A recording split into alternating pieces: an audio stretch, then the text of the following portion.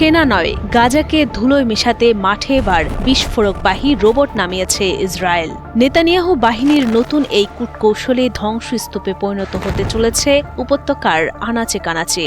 এক একটি বিস্ফোরকবাহী রোবট একাই গুঁড়িয়ে দিতে পারে ২০টি বাড়ি। ইসরায়েলি বাহিনী প্রতিদিন এমন ১৫টি রোবট ব্যবহার করছে গাজায়, যা দৈনিক ৩০০টি বাড়ি ধ্বংস করতে সক্ষম। সম্প্রতি একটি আন্তর্জাতিক মানবাধিকার সংস্থার বরাতে এসব তথ্য জানায় বার্তা সংস্থা আনাদোলু এজেন্সি।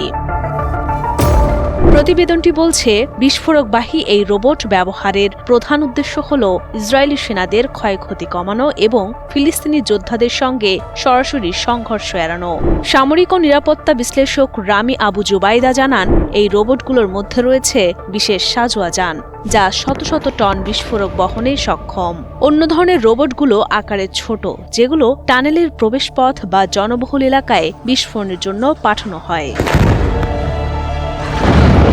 জুবাইদা আরও জানান, রোবটগুলো প্রতিরোধ বাহিনীর ক্ষমতা সম্পূর্ণ শেষ করতে না পারলেও ব্যাপক ধ্বংসযজ্ঞ ঘটাচ্ছে। এর ফলে পুরো এলাকা ধুলোয় মিশে যাচ্ছে।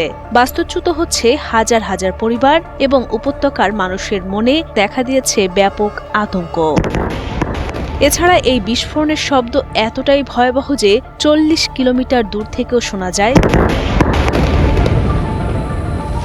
বার্তা সংস্থা রয়টার্সে প্রকাশিত ফুটেজে দেখা যায়, ইসরায়েলি বাহিনীর হামলায় ধ্বংসস্তূপে পরিণত হয়েছে গাজা শহরের ইশরা টাওয়ার। একদিকে ধ্বংসস্তূপে দাঁড়িয়ে আছে অবুঝ শিশু, আর পাশেই ইট পাথরের স্তূপে প্রয়োজনীয় জিনিসপত্র খুঁজছেন মানুষজন।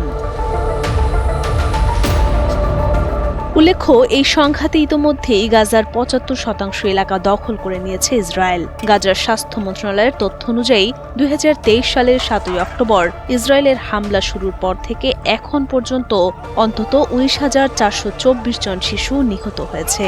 অর্থাৎ প্রতি ৫২ মিনিটে একটি শিশু প্রাণ হারিয়েছে গাজায়। নিহত শিশুদের মধ্যে নবজাতক ও ১ বছর বয়সের কম বয়সী শিশুর সংখ্যা প্রায় ১,০০০। এছাড়া এই হামলায় মোট মৃতের সংখ্যা ৬৬,০০০ ছাড়িয়ে গেছে বলে জানা গেছে।